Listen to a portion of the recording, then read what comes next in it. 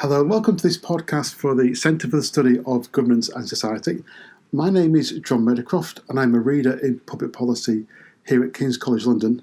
And I'm delighted to be joined by Bernardo Zacka, who's Assistant Professor of Political Science at MIT. And he's here to talk about his book, When the State Meets the Street, published by Harvard University Press in 2017. So welcome, Bernardo. Thanks a lot, John, for having me. I'm ready to be here. Great. Well, first question, I suppose, to talk about the book is maybe you'd like to tell us a bit about what drove you to write this book and what is your overarching argument. Mm-hmm. Well, I was driven to write this book. I'm a political theorist by sort of training, and the impression that in political theory, when we talk about the state, we often talk about it in very abstract terms as a collection of rules, collection of laws. When it comes, however, to interacting with the state, we never interact with the text of the law, with a set of impersonal rules. We always interact with people, with frontline workers, public service agents. And political theory has very little to say about how these agents should behave, how they ought to interact with us. We have a lot to say about what sorts of policies we should have, what kind of laws do we need to put in place for us to have a just society, what would a legitimate set of laws be like. But when it comes to policy implementation, we have far less to go by. So the idea for the book was to sort of put back our interactions with these frontline workers at the center of our thinking about the democratic state, and to try to develop something akin to sort of a political ethics for street-level bureaucrats. We have such an ethics for a lot of other figures, for judges, for politicians. Some people even think that being citizen is an office, but not for frontline workers. And in part, I think, or just sort of, I came to realize that partly this has to do with the fact that we have a rather sort of maybe narrow or simplistic understanding of how bureaucracies actually operate. So the book is an attempt to kind of complexify our understanding of bureaucracies and then to say something about the challenges, the moral challenges of being a frontline worker. And I guess one of the sort of the main arguments I try to develop in the book is that the proper implementation of public policy depends on the capacity of street-level bureaucrats to be sort of balanced moral agents who can kind of go back and forth, strike sensible compromises between a variety of democratic values, and yet the context in which they must perform their work is such, so demanding, the demands placed on them are such that their moral agency is often kind of undermined. So we have a state that depends upon their moral agency, at the same time proceeds to truncate it. And I try to sort of flesh out why this predicament comes about, and to very subjectively propose some ideas about how we might think of remedying it. Thank you. So the empirical focus of the book is on the street-level bureaucrats, the frontline workers. Yeah. And maybe you could define who those people are for us.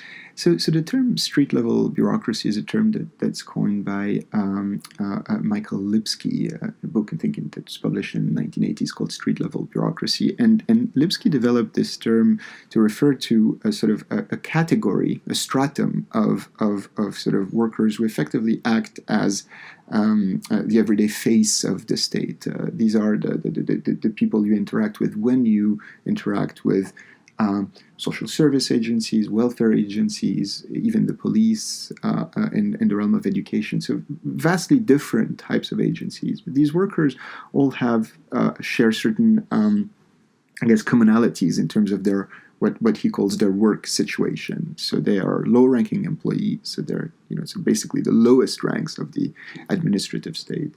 They're not in charge of making policy. They're in charge of applying the law to specific cases. They're in direct contact with clients. So it's a face-to-face very often, although that's maybe no longer quite true now, but that's sort of at least that's what it was. And their job is sort of, I guess the way I like to put it is kind of challenging in a sense, because unlike their peers in the back office who may be dealing with administrative cases, people who've already been pre-sorted into administrative categories, they're not dealing with that. It's their job to create that. So they're hearing people's personal life narratives, their stories, their problems, and they have to act as translators between that reality and the much more regimented realm of public administration. And that inevitably involves some measure of kind of creative force fitting, if you will. And so I think that it's one of the reasons why I think they're quite interesting. Why do we care about street-level bureaucrats? Well, we care about them in part because they mediate our access to public services. So within the ambit of the law, they are the ones determining whether or not you get a check, whether or not you get arrested. They determine what kind of label is applied to your particular situation. So they give administrative recognition to people's personal problems. And finally, they determine in part how the interaction is going to feel. How the state comes across, whether you feel you've been treated in a demeaning, respectful, courteous manner or not. I guess a key question is raised, isn't it? So why do street-level bureaucrats determine those things? So part of the reason why they do is because the laws that they inherit, that in general bureaucracies inherit. Remain to some extent underdeterminate.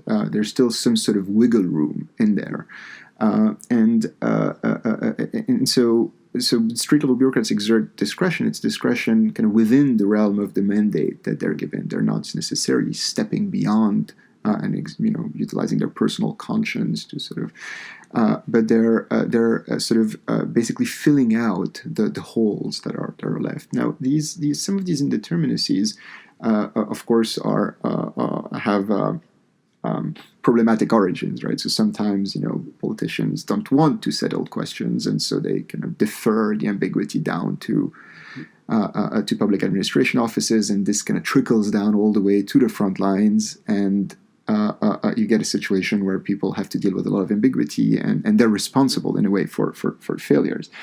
But very often that ambiguity exists for good reasons. In part, it exists because there are certain questions we feel like we can't quite settle at a very high level of generality. We want there to be kind of a contextual judgment depending on the specificities of the case, of the situation, the nature of the encounter. So we give them some wiggle room to decide what to do. So a quintessential example of this is that the police officers are typically instructed to maintain order. But what does that mean, right? It's an ambiguous.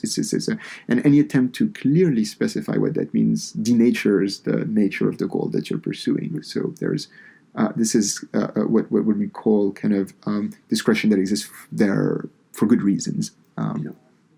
Okay, I guess one question also that arises there, I think, is the size of the street-level bureaucracy. I mean, do you have a sense of how many people we're talking about when we discuss this sort of tier of bureaucracy? I mean, we're talking about hundreds of thousands of people. I mean, in a country like the US, it's probably maybe it reaches into the millions. It's basically every single office that you need to go into, everywhere where there's a counter, from the DMV to Social Security Administration. Veterans Administration in the UK. Think about job centers. These are the sorts of places to have in mind. Now, of course, things are starting to change a little bit, and a lot of the work that these frontline workers used to do is now being depersonalized and automated through kind of computer systems, and that's kind of leading to all sorts of interesting transformations. And I think that's sort of one of the reasons why I wanted to study street level bureaucracies, because to get a sense of how to assess and to appraise the functioning of these electronic systems, we need to have a sense of what they're replacing. And to see if there are important functions that were performed by these bureaucrats that might be lost in the translation, or on the contrary, important problems that could be remedied. So it's a large stratum of workers. The other thing that's important to note about them is that they used to be, at some point, primarily government employees, and that's no longer the case. So a lot of street-level bureaucrats today belong to are contractors of the states. They belong to either non-for-profit organizations or for-profit organizations that are awarded contracts on a cyclical basis to perform state functions. But regardless of their status, they are effectively the person you interact with in order to get state services. So they, in that sense, they are the state of the face of the state to ordinary citizens. Yeah. I mean, do you have a sense, has what we might call sort of quasi-privatisation, has that changed the dynamics for street-level bureaucrats? It has. I think it has in part because it's changed the sort of the way they're assessed internally. A lot of the privatization has come with an increasing emphasis on kind of metrics. And the metrics are very good at tracking certain things and not so great at tracking others. There are certain things you can put a number to, number of cases you've processed, number of cases you've closed. When it comes to whether you've closed the right cases, whether you've interacted with the person well, respectfully, this is much harder to track. And so there's been a change in terms of the basically people being directed in a way to prioritize some of the things that can be tracked. It's understandable why we got there, but it also creates all sorts of problems.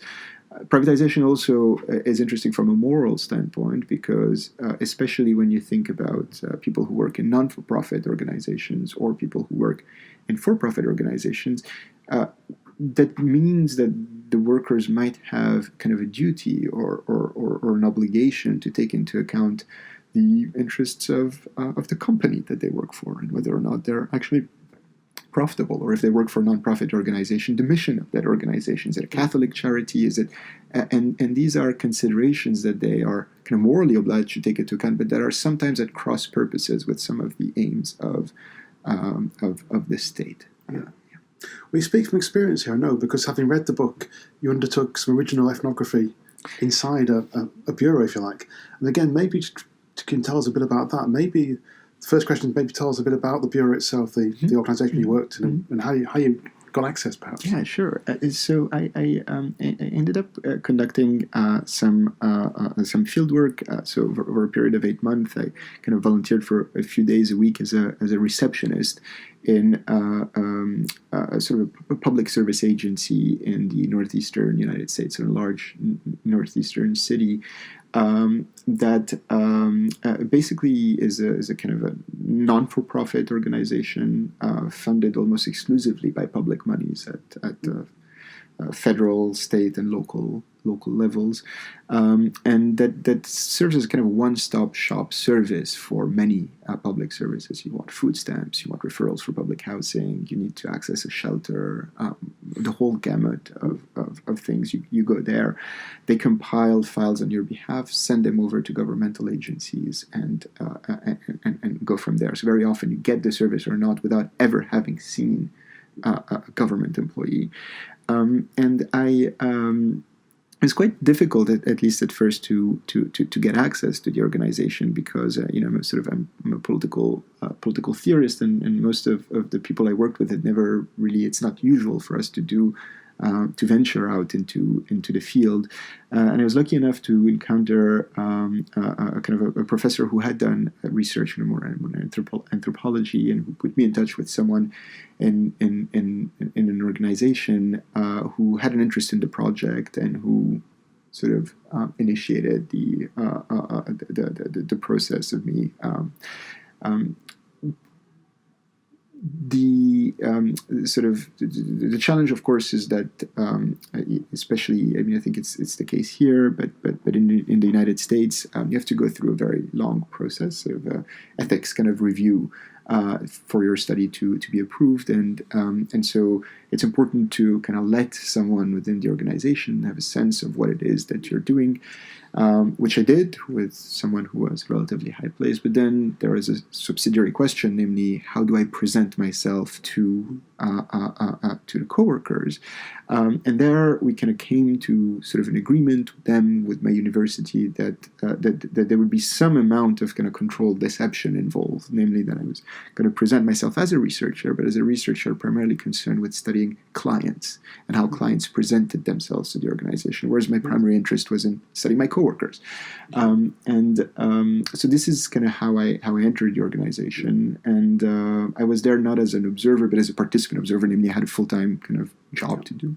And it was a really eye-opening experience for me, because it kind of brought to life a lot of things I had read, gave me some confidence in the accuracy of the literature, but also it enabled me to experience personally some of the challenges of doing such a job, and I emerged from it with a lot of sympathy with people who have to do it, and also, it's not such a good street level bureaucrat myself. So yeah, that's true. I mean, you do get a very vivid sense of the centre, the people who work there, the clients that go in there.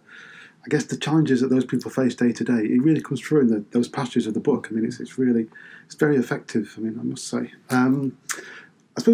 I think you partly answered this, but it's still on my mind. I mean, how did the other workers respond to you in a sense? I mean, they knew you were a researcher, so they knew that you were there on a sort of different basis. Mm-hmm. I mean, how did they make sense of that, you think? I think a part of it at the beginning was sort of some curiosity and kind of a sense of maybe being obviously a bit more reserved. That in the particular organization actually ended up, I think, kind of changing over time, in part because as you do the work, as you deal with the kind of the ordinary crises in a way over a period, as you put in the hours, the rapport changes with people. You start, being taken out for cigarette breaks, lunch, or coffee, and it's in these kind of informal settings that a lot of the information comes through. I made a kind of conscious decision not to kind of interview my coworkers formally until the very, very end of the process, in part because I didn't want to kind of change that the dynamic.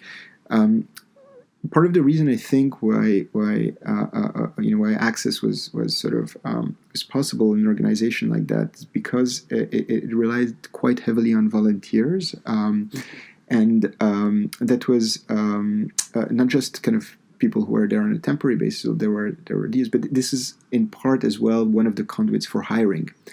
So they would get people to come in as volunteers, potentially hire them. So that meant, on the one hand, that being a volunteer was not necessarily that you had access, but it also came with a very high turnover.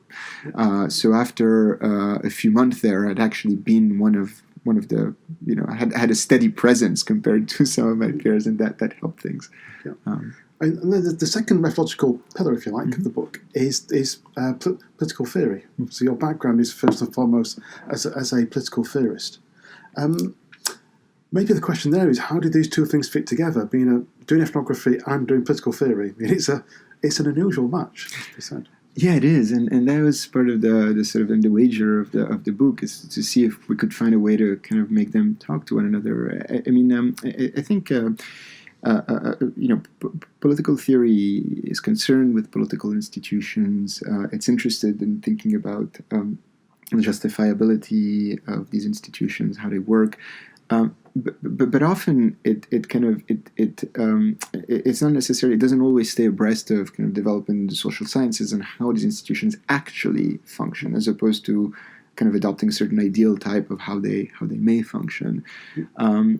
So there is a certain kind of rough understanding, I think, that's still present in political theory. Though, of course, if you put it verbally like that, people will say no, it's not. But of bureaucracy as kind of mechanistic entity, takes large goals, divides them, very hierarchical, rule-based, and as a frontline worker, you get a very concrete task, clear objective, and you just kind of almost like the sort of Charlie Chaplin movies. You kind of just pull your lever, and and I think that doesn't quite correspond to how bureaucracies actually operate. So and therefore, the kind of theorization of the moral responsibilities of bureaucrats, etc., that's based on that model of bureaucratic function isn't quite necessarily adequate for bureaucracy that actually operates according to a different ideal type even. And so the approach was to sort of to try to do political theory by beginning with attempting to understand the actual functioning of organizations, sort of not leading in with kind of normative principles, but leading in rather with a more, I guess I call it an ethnographic sensibility, but it's really an attempt to understand how things work, so that then we can bring in some, gain some conceptual purchase over how the thing actually operates, and then perhaps ask normative questions that are slightly different than the ones you would have otherwise asked. So this is how I think they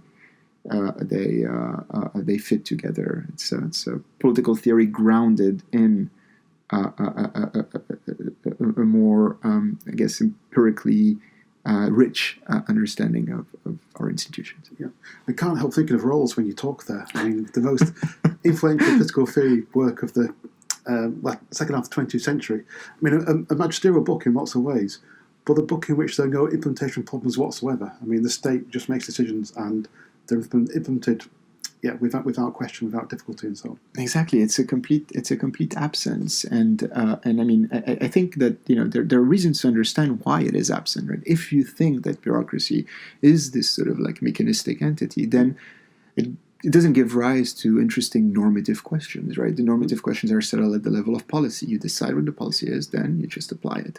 And so these are managerial challenges. They're challenges, that might kind of institutional design in the technical sense, but they're not challenges for a moral or political philosopher to grapple with.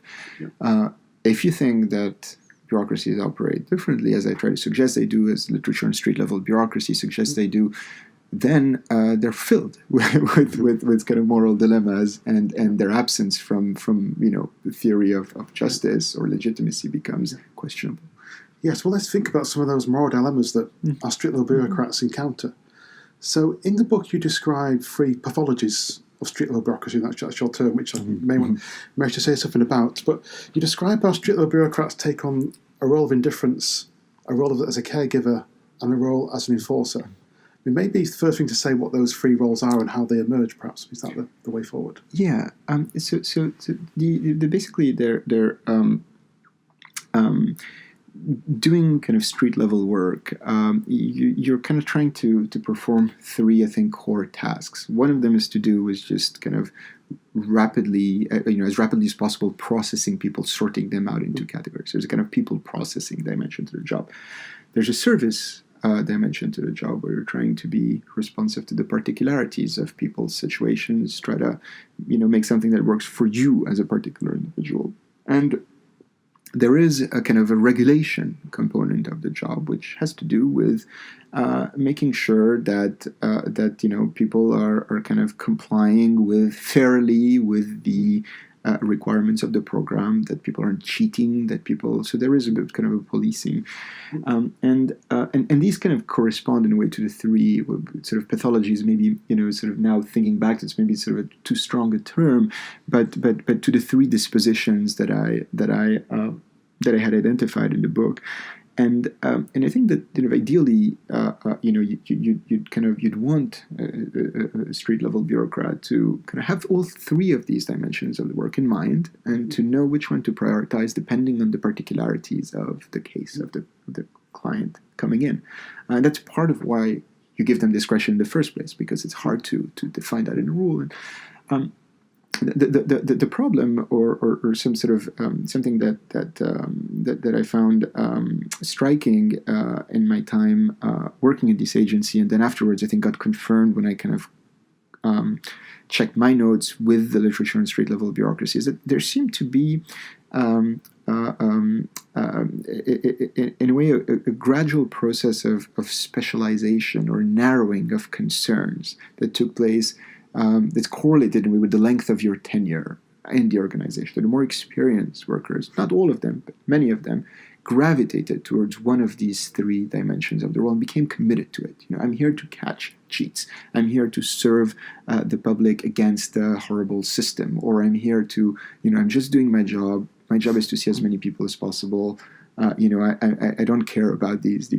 And sort of this wasn't necessarily the case. It's not the case when you enter the organization, right? You're a newcomer to the organization. You're told that you need to do these three things. You're trying to figure out how to make them.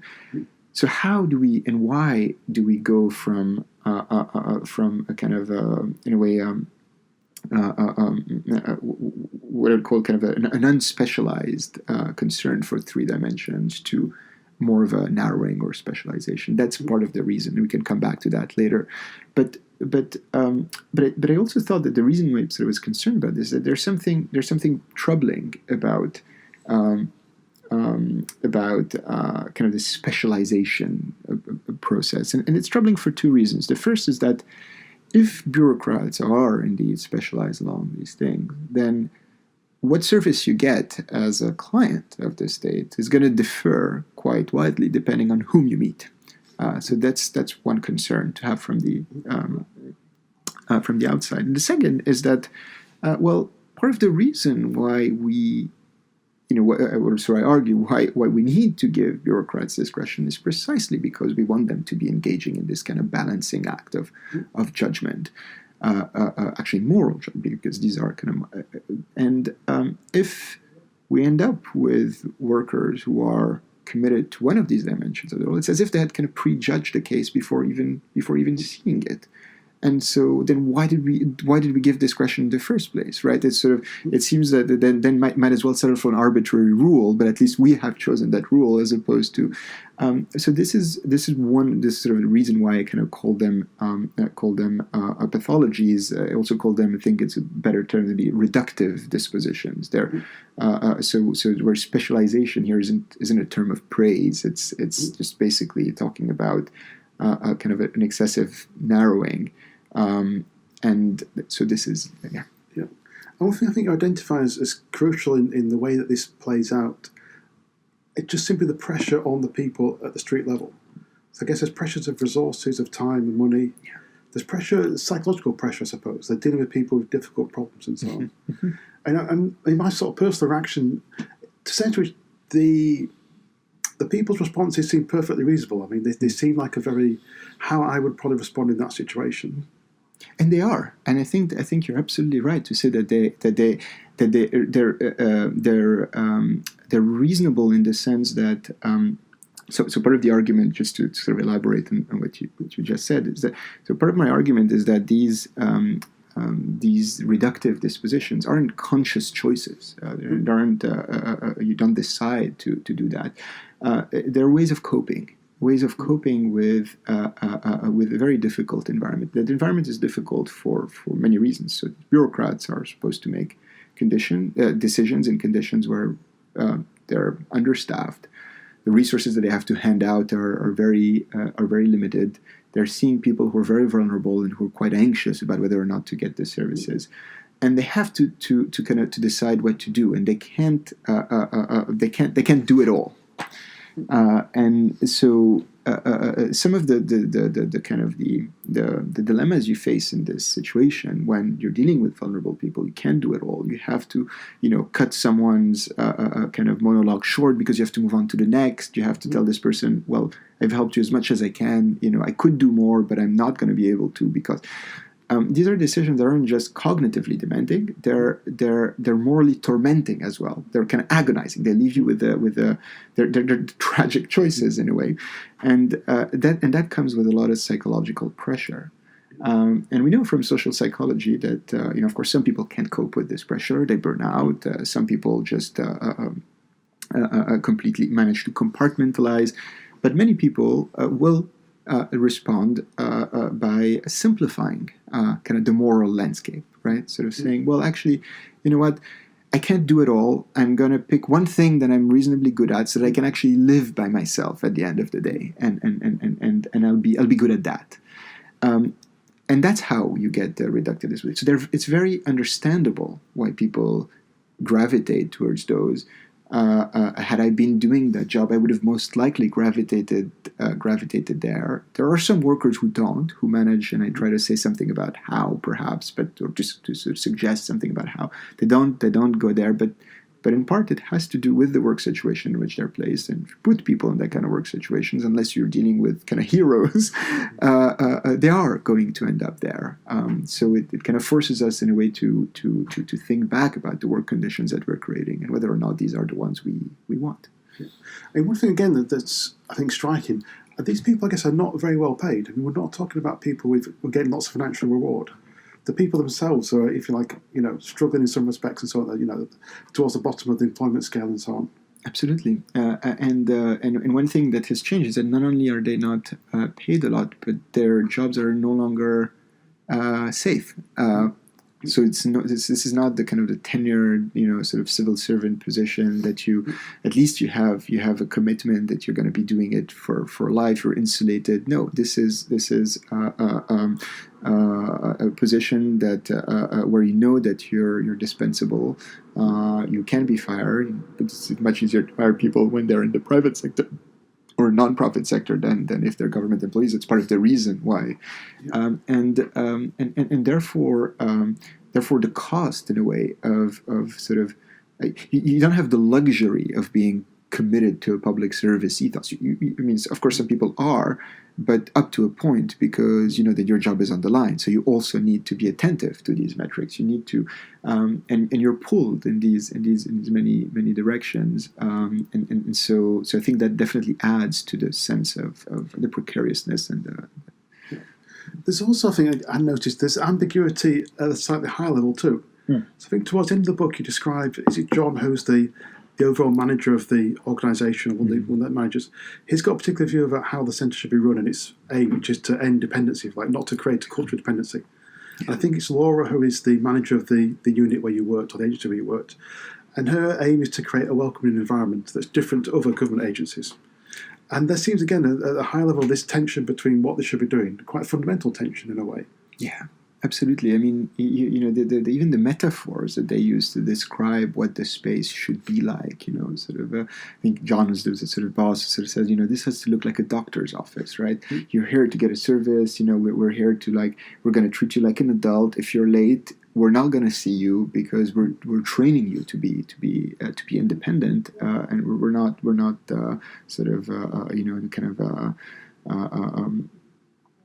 providing pastoral care or something of this sort. Whereas my immediate boss, who worked for him, had a very different understanding, which was to kind of create a space where people who had been turned away from other places could actually come and possibly get help. So there is a deep kind of, I think, tension between what these offices should do and be like, and in part it's because the staff members in that particular organization had been recruited with very different backgrounds. So someone like Laura has kind of gone through from the neighborhood, committed to, gone through a social kind of work type of professional kind of education, rises through the ranks, is there to serve a community. You have someone else who comes with a background like John, with background in management, who kind of is at a different level of seniority, trying to kind of, to coordinate the work of multiple centers. You need to have metrics to do that. Part of, I try to make a case that in the context of that particular organization, actually, this plurality of this tension, to have it within the organization isn't necessarily a bad thing. That there is something potentially useful about having a kind of sort of certain elasticity, being pulled in different directions, because these each of these sources of authority within the organization is reminding you of a value that you need to care about. And as a frontline worker, you're exposed to all of them, and that, in a way, opens up a certain space where you can, on one day for one case be like, I'm doing this because John, I'm doing this because Maria, up to a point, right? Because there is a point at which these tensions become so strong that you literally cannot live by them, and you're completely disoriented, and then your behavior becomes either completely ad hoc, or you piss someone off and you're fired. Well, your description of the importance of the personal in the public service delivery, and how people's personal decisions may determine people's outcomes in a very real way, made me think of another literature, which you don't really discuss in the book, but is very present at the moment. And that's the work in behavioural economics on the different outcomes that are produced by decisions made by people. One famous example is the actions of judges. And the time of day you see a judge can determine, it seems, this sort of sentence you then receive. And I wonder if is that complementary to what you're doing? Is it different to what you're doing? How do you put the two together? Yeah, I think that's very interesting, and I'm not as familiar with this literature as I ought to be. But I think that both, in a way, share something in common. Namely, there's a sort of an attempt to say that the kind of the moral life isn't entirely contained in people's minds, right? It doesn't just simply flow from principles and sort of. So if you want to understand how morality is lived and how moral decisions are made, you need to replace the kind of the individual agent in the particular context and pay attention to the situation in which they're placed, and that situation might be temporal, what time of the day is. It might be environmental. So I've been doing some work recently on architecture and what effect that might have. But so the setting, the space, and it has profound effects, I think, on what people do, but also, and I think that's something that literature doesn't quite explore sufficiently. But that I think there is potential for a lot more work, but on what meaning they attribute to what they do, and in that sense, I think it's sort of it kind of forces you to ask a question, namely, if we want judges, if we want street-level bureaucrats to be moral agents of a certain kind, committed to a particular kind of values, not so much to ask the question of, how should they weigh these values exactly, sort of standard political theory or moral philosophy question, what's the sort of right formula, but rather the question of what work conditions, what working environment do we need to create to enable them to be attentive and responsive to needs? I think it's a different type of question, where the boundaries between, theory and empirical work are much murkier, and I think in an interesting way. Yeah, I mean that raises, I think, one of the boldest claims in the book, let me say, and it's quite early on in the book, page 4, I think. And you write there that street-level bureaucracy erodes and truncates the moral responsibilities of the workers. I wonder, I think later in the book you maybe are less bold in the claim, in a sense. But I wonder, I mean, is the question, would the workers and clients that you met, would they agree with that? That's one question that came to my mind. The workers, the workers and their clients. Yeah. So my sense that the relationship often seemed quite close, in a sense. So I wondered if they would agree that the moral sensibilities of these bureaucrats have been eroded or truncated, in a sense.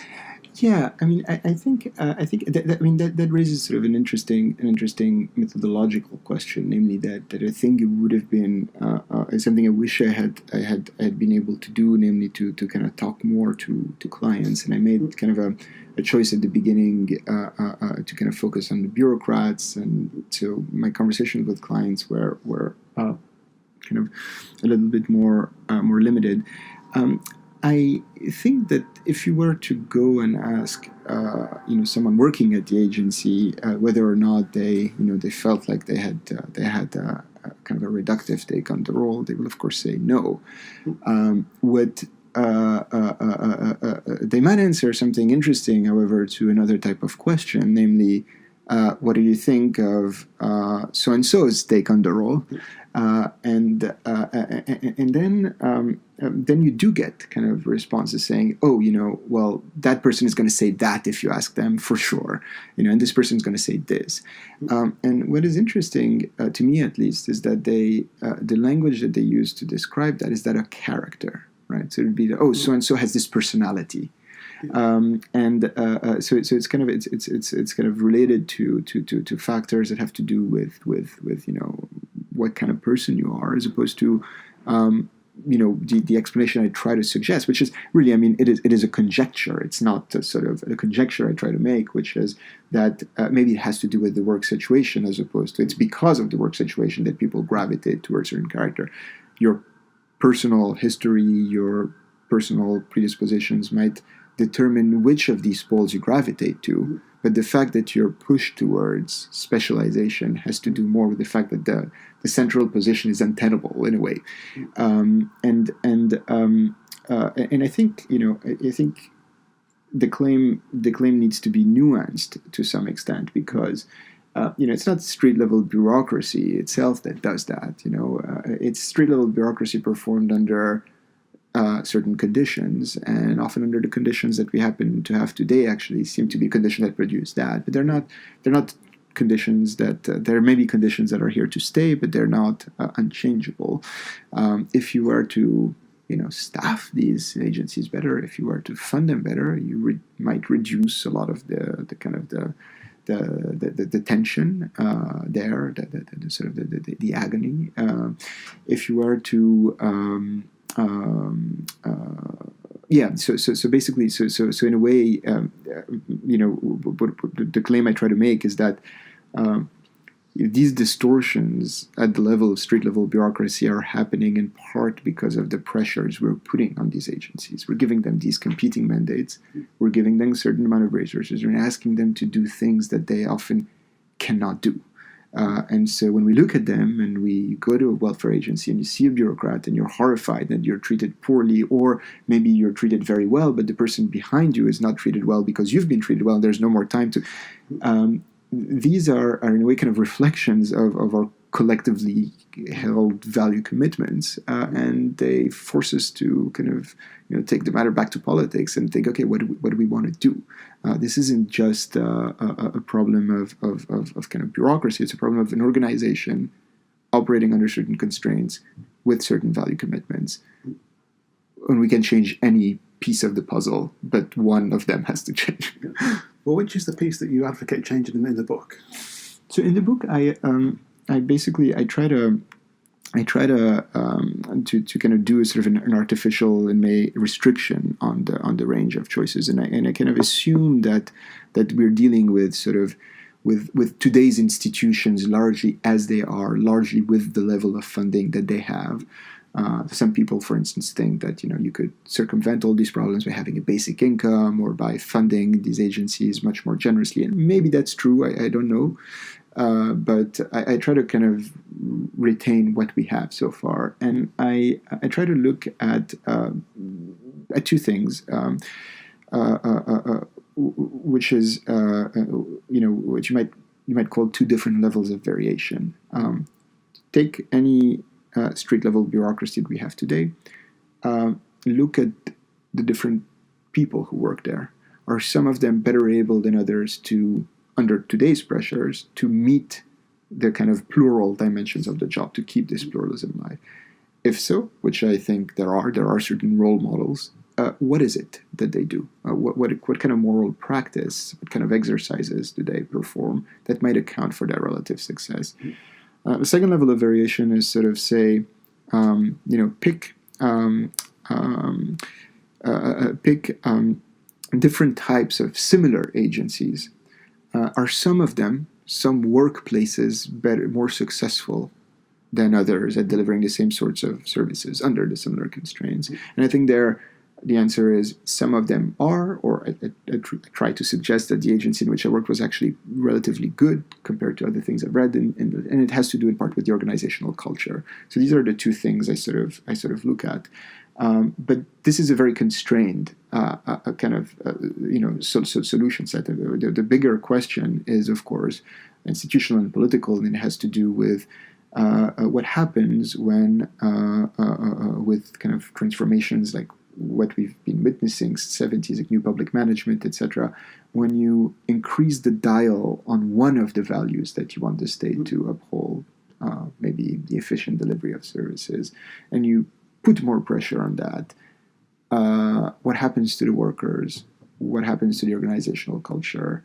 And can you still retain a kind of plural commitment to not just efficiency, but also to fairness, responsiveness, respect? Or does that pluralism collapse? And if it does, then then we need to really be sure that we're okay with that. This is one of the sort of the big questions for me reading the book was, at times you describe what I think you advocate in slightly different ways. So I think, you hint towards virtue ethics, though I realise that you do sort of take a step back from that as a sort of solution. I think that the most powerful description was almost like a moral craft. Would that be fair? Yeah, I think so. So this is kind of at the individual level, when you look at why does one worker respond better to another. I think that what I was sort of I'm a political theorist, so I'm interpreting what I see through the lens of political theory. In particular, in this case, I thought that there is sort of a range of practices that frontline workers utilize to mitigate, in a way, the force of the dissonance, of the psychological pressures to which they're exposed. And these can be very simple things, like ways to kind of keep a track of what you're doing, so as to detect kind of a nascent bias in how you're responding and counteract it, ways to know when to take a break, ways to develop a peer group that's sufficiently plural. These are certain things that some people do better than others, preserve maxims that remind you.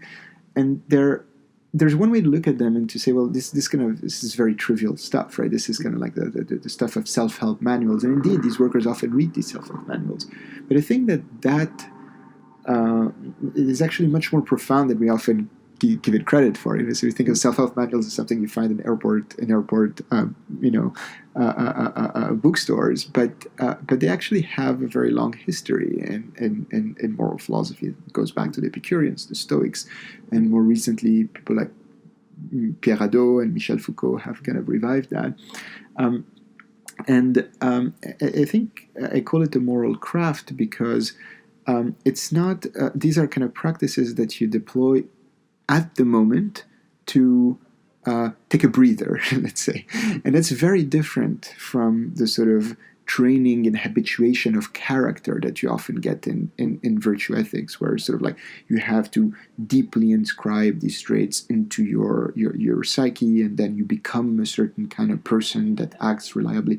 This is, on the contrary, it's more of a gymnastics, right? You need to know, oh, now I need this one, now I need the other one. And so it's an art of doing. So kind of looking at what I saw some of my peers doing, certain things that I kind of found reading against the grain literature on street-level bureaucracy, and looking at it through the eyes of this literature on practices of the self, I kind of try to show that there is a certain art, a craft that's at work, and that it's not gonna save bureaucracies from the pressures to which they're exposed, but it is an important and kind of delicate type of thing that if you look at it from sort of a different perspective, might just simply seem like these people are just wasting their time. Like, why are they spending so much time here? I need to cut down on the breaks. I need to cut down on that. But it's doing more work than we give it credit for, I think. So this is okay, no, slightly rambly answer. No, that was very clear. No, that's definitely helpful. And that I think I understand more of what you're saying.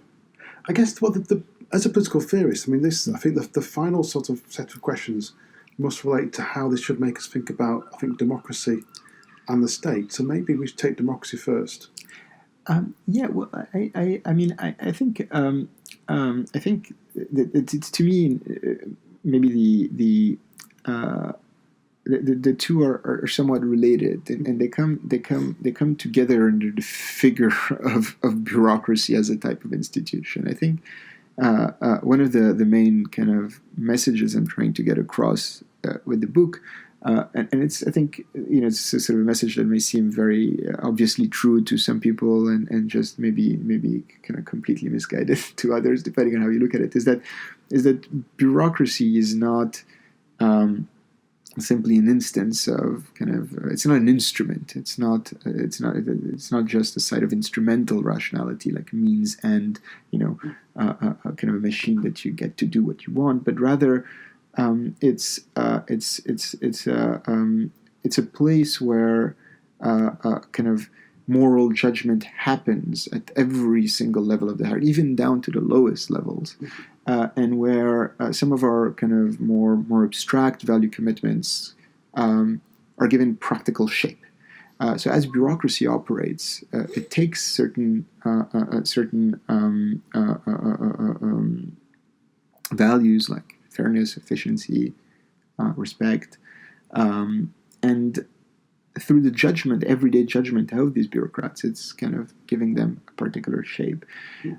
So there are two things. At the conceptual level, that means that bureaucracy is much more of a site of institutionalized phronesis of practical judgment than it is an instrumental, and that might have consequences for how you want to manage. You manage a judge very differently than you manage someone on a tailorist production line. And if street level bureaucrats are more towards judges than they are on a sort of a production line, then we need to think differently about the environment in which we create around them. That's one thing. And the second thing is that I think it brings it leads us to ask a different set of questions that aren't quite as present, I think, as they ought to be in political theory when we think about democracy. Namely that there's on the one hand the question of what we want a state to do. That's something we encode in laws. And then there's the question of how the state ought to do these things.